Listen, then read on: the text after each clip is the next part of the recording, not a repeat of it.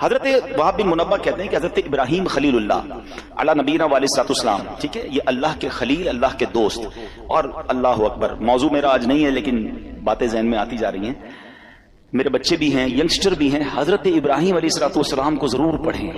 He is one of the amazing personality of the history of universe. کمال شخصیت ہیں حضرت ابراہیم کی، بہت ساری شانیں ہیں، مگر جو کمال کی بات میں آپ کو بتاؤں کہ چار جو آسمانی مذاہب ہیں نا، ان چاروں مذہبوں میں حضرت ابراہیم کا ادب ہے، آپ کا احترام ہے، وہ تمام آپ کو مانتے ہیں. نمبر 1.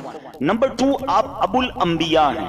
حضرت ابراہیم کے بعد جتنے نبی آئے وہ سب آپ کی اولاد میں سے، اس لیے آپ کو ابو الانبیاء بھی کہا جاتا ہے. بہرحال اب حضرت ابراہیم علیہ السلام کو حکم ملا کہ رخت سفر باندھیں، دنیا کا سفر کریں اور ہمارے عجائبات دیکھیں، اللہ کی قدرت کے نظارے دیکھیں. تو آپ نے رخت سفر باندھا اور روانہ ہو گئے. تو چلتے چلتے جب آپ ساحل سمندر کے قریب پہنچے تو وہاں آپ کو ایک غلام دکھائی دیا جو بکریاں لیے جا رہا تھا. حضرت ابراہیم علیہ السلام نے اس سے پوچھا کہ اے غلام، کیا تمہارے پاس پانی یا دودھ ہے؟ تو عرض کیا جی ہے، جو آپ کہیں آپ کو پیش کر دوں گا. آپ کو کیا چاہیے، آپ بتائیے، پانی چاہیے یا دودھ چاہیے؟ تو حضرت ابراہیم نے کہا کہ پانی پلا دو. اس نے اپنا ڈنڈا اٹھایا اور قریبی چٹان کے پاس گیا، وہاں رک کر کچھ بولا، چٹان پر اس نے اپنا عصا مارا تو چٹان سے پانی کا چشمہ جاری ہو گیا. حضرت ابراہیم کو اس نے پانی بھر کے پانی پلا دیا. اچھا، حضرت ابراہیم نے بھی اپنا تعارف نہیں کرایا تھا کہ آپ کون ہیں. آپ نے پانی پیا اور حیرت سے غلام کو دیکھنے لگے. تو اس نے، غلام نے دیکھا کہ بڑے حیران ہو رہے تھے. آپ کو حیرانی کیوں ہو رہی ہے؟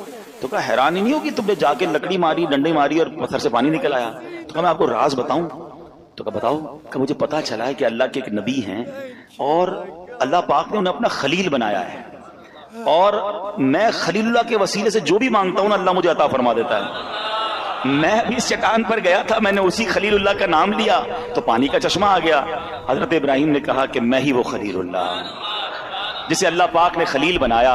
اللہ اکبر. یہ سن کر تو غلام کی خوشی کی انتہا نہیں رہی کہ میں تو روز جس کے وسیلے سے کام کر رہا ہوں وہ آج میرے سامنے آ گئے. وہ کہتے نا، وہ آئے ہمارے گھر، خدا کی قدرت ہے، کبھی ہم ان کو کبھی اپنے گھر کو دیکھتے ہیں. دل ہی دل میں اپنی قسمت پر فخر کر رہا تھا. کہتے واقعی سچ بتا دیں، آپ ہی خلیل اللہ ہیں؟ حضرت ابراہیم فرماتے ہیں ہاں میں ہی خلیل اللہ ہوں.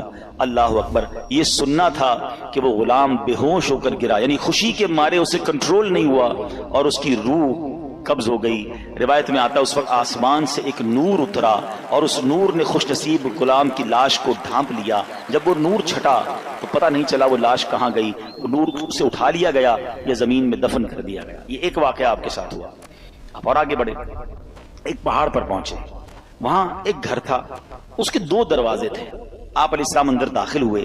اندر ایک تخت تھا، اس کے اوپر کسی کی لاش رکھی ہوئی تھی اور اس کے اوپر 70 خوبصورت حلے، خوبصورت لباس ڈالے ہوئے تھے، اور سر کے پاس ایک تختی رکھی ہوئی تھی لاش، اس کے اوپر 70 قسم کے ڈریسز اور ایک تختی تھی.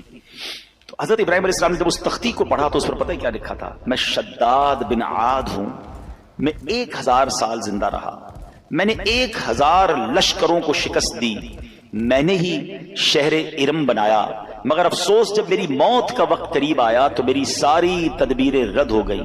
میں نے دنیا بھر سے ڈاکٹروں کو جمع کیا، کوئی بھی میری موت کو ٹال نہ سکا. بس جس نے بھی مجھے دیکھا اب اسے دنیا کے دھوکے میں نہیں آنا چاہیے. اے لوگو، خود پر دنیا کے دروازے تنگ رکھو. تم اتنی بادشاہت کے مالک نہیں ہو جیسی بادشاہت کا مالک میں تھا. تم اتنا عرصہ زندہ نہیں رہے، نہ رہو گے جتنا عرصہ میں زندہ رہا. تم اتنا جمع نہیں کر سکو گے جتنا میں نے جمع کیا. ہاں ہاں سن لو، دنیا دھوکے باز ہے، قاتل ہے، اپنے طلبگار کے ساتھ کھیل کھیلتی رہتی ہے. یہ عجوبہ دیکھ کر حضرت ابراہیم علیہ السلام واپس تشریف لے آئے. شداد کون تھا؟ بڑے روب و دبدبے والا بادشاہ تھا. یہ غیر مسلم تھا اور اس کے بارے میں اس نے کیا کیا تھا کہ اس نے جنت کا ذکر سن رکھا تھا. تھا غیر مسلم مگر اسے سن رکھا تھا کہ مرنے کے بعد مسلمانوں کے پاس ایک کانسیپٹ ہے کہ جنت میں ان کو ڈالا جائے گا. تو اس نے کہا میں مرنے کا انتظار کیوں کروں اور مسلمان کیوں ہوں، میں خود ہی جنت بنا لیتا ہوں. شداد کی جنت دنیا میں مشہور تھی. اس نے کیا کیا، ایک عظیم شہر بنایا. ہم کیا امیجن کرتے ہیں حدیثوں میں نا کہ سونے کی اینٹیں ہوں گی، اس نے لٹرلی سونے کی اینٹوں سے محل بنائے، जबरजद और याकूत के सुतून खड़े किए, संगरेजों की जगह खूबसूरत मोती बिछा दिए, हर महल के गिर्द जवाहरात बिछाकर ऊपर नहरें जारी की, तरह तरह के दरख्त उगाए, गर्ज ऐसा अजीम शहर बनाया। न दुनिया में इससे पहले कोई ऐसी सिटी क्रिएट हुई, न उसके बाद कभी हुई। और जब शहर मुकम्मल हो गया ना, यानी ये शद्दाद का वाकया कोई अफसाना नहीं है, कुरान में इसका जिक्र मौजूद है। अल्लाह कुरान में फरमाता है फसब्ब अलैहिम रब्बुका सौत अज़ाब इन्न रब्बका लबिल मिरसाद, तो उन पर तुम्हारे रब ने अजाब का कोड़ा बरसाया, बेशक तुम्हारा रब यकीनन देख रहा है। अल्लाह अकबर, इतनी दौलत, इतना माल, मगर हुआ क्या कि शद्दाद उस शहर में कदम भी नहीं रख सका। जब वो क्रिएट हो गया, जब उसकी ओपनिंग सेरेमनी का वक्त आया, शद्दाद को बुलाया गया कि जनाब अब आपने उस शहर में दाखिल होना है जो आपने जन्नत दुनिया में बनाई है, मगर उससे पहले उसे मौत ने आ लिया। जहां में है इबरत के हर सू नमूने, मगर तुझको अंधा किया रंगबू ने। कभी गौर से भी ये देखा है तूने, जो आबाद थे वो महल अब है सूने, जगह जी लगाने की दुनिया नहीं है, ये इबरत की जा है तमाशा नहीं। हजरत वहाब बिन मुनब्बा रहमतुल्लाह तआला अलैह बहुत बड़े बुजुर्ग हैं, ये ताबई बुजुर्ग हैं। आज ये भी समझ ले ताबई किसको कहते हैं, साहबी किसको कहते हैं, पहले ये डेफिनेशन समझ ले। जिस शख्सियत ने सरकार दो आलम अलैहिस्सलातु वस्सलाम का ईमान की हालत में दीदार किया, ये सोहबत उठाई, दीदार करना शर्त नहीं है क्योंकि कुछ साहबा नाबीना भी थे, सोहबत उठाई ईमान की हालत में, और उनका इंतकाल भी ईमान पर हुआ, तो वो सहाबी हैं। और सुभान अल्लाह, हर सहाबी जन्नती है, हर सहाबी ये नबी जन्नती। ऐसे बड़ी कमाल की बात है, दुनिया का कोई कुतुब, कोई अब्दाल, कोई गौस किसी सहाबी के मर्तबे पर नहीं पहुंच सकता है, लेकिन गौस कुतुब अब्दाल की कितनी इबादतें हैं। इमाम आजम के बारे में आता है 45 साल तक इशा के वजू से फजर पड़ी। गौस पाक के बारे में आता है ऑलमोस्ट मोर देन 30 इयर्स इशा के वजू से फजर पड़ी, पूरी पूरी रात कई सालों तक कुरान पढ़ा। मगर कोई भी जिसको कहते हैं ना कि गौस कुतुब अब्दाल, किसी एक सहाबी के मर्तबे पर नहीं पहुंच सकता। और कई सहाबा ऐसे हैं जिन्होंने कोई नमाज ही नहीं पढ़ी, कोई रोजा नहीं रखा, है ना। अजीब बात, कैसे होता था ऐसा? जब नबी पाक गज़वात के लिए जाते थे, जंग के लिए जाते थे, तो कुछ लोग आते थे प्यारे आका की बारगाह में, नबी पाक की बातें सुनते, आपका दीदार करते, कलमा पढ़ते और जंग में शामिल हो जाते, शहीद हो जाते।